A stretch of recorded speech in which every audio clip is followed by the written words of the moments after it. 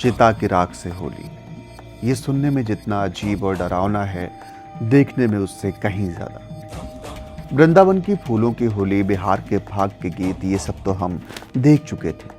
लेकिन जब हमने सुना कि काशी में चिता की भस्म से होली खेली जाती है, तो हमें उतना ही अजीब लगा जितना आपको अभी लग रहा है। हमने ठान लिया कि ये चिता की भस्म वाली होली हमें भी देखनी है। आप सोच कर देखिए कि जलती हुई चिता की राख लाई जा रही है और उससे होली खेली जा रही है। काशी पहुंचकर हमने लोगों से थोड़ी पूछताछ की तो पता चला कि ये होली आम लोगों के लिए नहीं होती, बल्कि अघोरी और घाटों पर विचरण करने वाले, अजीब से दिखने वाले साधुओं के लिए होती है, और वही इस होली को खेलते हैं। काशी के मणिकर्णिका घाट पर एक दिन ऐसी होली होती है जिसे दुनिया की सबसे अजीब होली कहा जा सकता है।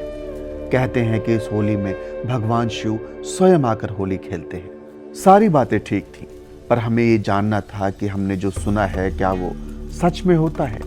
क्या सच में चिता की राख से होली खेली जाती है? हालांकि काशी हम रात में ही पहुंच गए थे, पर काफ़ी रात हो गई थी, तो हमने रात में विश्राम किया और नहा धोकर निकल गए काशी की वो होली देखने, मणिकर्णिका घाट की ओर, जिसके लिए हम यहाँ आए थे। मुझे लगा था कि शायद ये होली आम लोगों के लिए नहीं होती तो भीड़ भाड़ नहीं होगी, पर यहाँ आकर पता चला कि सच्चाई कुछ और है। भीड़ इतनी ज़्यादा है कि घाट की तरफ जा पाना भी मुश्किल लग रहा है। हर तरफ पुलिस की बैरिकेडिंग और अंदर ज़बरदस्ती घुसने की कोशिश करते हुए लोगों की भीड़। हालांकि पुलिस ने हमें भी थोड़ी देर रोका, पर हमने कुछ देर इंतज़ार किया और कुछ लोगों के साथ हमें अंदर जाने का मौका मिल गया। अब धीरे धीरे हम मणिकर्णिका घाट की ओर बढ़ रहे हैं, उस महाशमशान की ओर जिसके बारे में कहा जाता है कि यहाँ चिता की राख कभी ठंडी नहीं होती। हम लगभग मणिकर्णिका पहुँचने ही वाले थे, लेकिन यहाँ आकर दिल बैठ गया। यहाँ एक और बैरिकेडिंग लगी है। अब इसके आगे जा पाना लगभग असंभव सा दिख रहा है, क्योंकि पुलिस ने उन वीआईपीज को भी यहीं रोक दिया है जिनके भरोसे हम यहाँ तक आए थे। अब इन वीआईपीज और पुलिस वालों में अंदर जाने के लिए बहस हो रही है, लेकिन हमें इस बहस में नहीं पड़ना है। हमें पहुंचना है कैसे भी करके उस जगह तक जिसके लिए हम इतनी दूर आए हैं। तो हमने फिर इन दोनों पार्टियों को लड़ते हुए छोड़ दिया और दूसरे रास्ते से आगे बढ़ गए। अभी हम जिस शमशान में हैं वो है मणिकर्णिका। एक तरफ गंगा की विशाल लहरें और दूसरी ओर जलती हुई ढेर सारी चिताएं। नाव वाले अपनी सवारी के इंतजार में हैं और टीका चंदन लगाने वाले श्रद्धालुओं को पकड़ रहे हैं, पर इन सब की तरफ हमारी बस निगाहें हैं। दिमाग तो उस होली की तरफ है जिसे देखने हम यहाँ आए हैं। खैर, अब सामने जो कुछ दिख रहा था उससे मन को थोड़ी राहत तो मिली।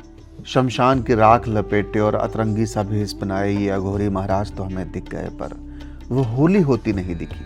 अब हमारी ही बिरादरी के एक और जुझारू युवा से हमने पूछा, जो बहुत देर से इस भीड़ का हिस्सा बने हुए थे, तो उन्होंने बताया कि होली उस टीन शेड के अंदर हो रही है, जिसे घेर कर एक प्राइवेट सी जगह बना दी गई है। तो अब अगला जो सबसे बड़ा संघर्ष है वो है इस घेराबंदी को तोड़कर वहां तक पहुंचना। एक तो हम आम लोगों को चिता की राख और शमशान से इतना डरा दिया जाता है कि मन में ये अपराध बोध हो जाता है कि कहीं हम किसी चिता की राख पर तो नहीं चल रहे हैं, कहीं हमारे पैर किसी की हड्डी को तो नहीं कुचल रहे हैं, कहीं ऐसा ना हो कि कोई गलती हो जाए। थोड़ी देर की जद्दोजहद और संघर्ष के बाद अब हम जो अपनी आंखों से देख रहे हैं उस पर यकीन करना थोड़ा मुश्किल सा है। हालांकि बहुत ज़्यादा तो हम कैप्चर नहीं कर पाए हैं, पर ये कोशिश है कि जितना हम देख सकें उतना आपको भी दिखा सकें।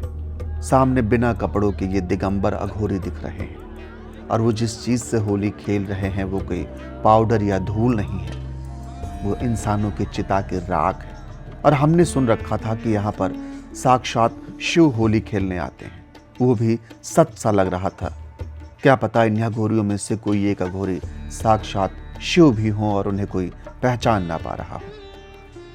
खैर, हम जितनी देर तक यहाँ थे कुछ भी सोचने समझने की क्षमता नहीं रह गई थी। ऐसा लग रहा था आंखों के सामने जो कुछ भी चल रहा है वो सब कुछ कल्पना से भी परे है। अब पता नहीं फिर जीवन में कभी ये होली देखने का अवसर मिले ना मिले, या कभी होली के मौके पर बनारस आना हो या ना हो, पर अब जब भी होली आएगी साल दर साल हमें ये भस्म वाली चिता की राख वाली होली याद रहेगी। आप भी अगर कभी होली के आसपास बनारस आइए तो कोशिश करें कि आपको भी जीवन में कम से कम एक बार ये होली देखने का अवसर मिल जाए। वैसे तो आम जनों और परिवार वालों को यहाँ आने से मना किया जाता है, फिर भी अगर आप आना ही चाहें तो ये आपकी इच्छा और भगवान शिव का बुलावा। खैर, इस वीडियो में इतना ही। शीघ्र ही मिलते हैं किसी और वीडियो में। तब तक के लिए हर हर महादेव।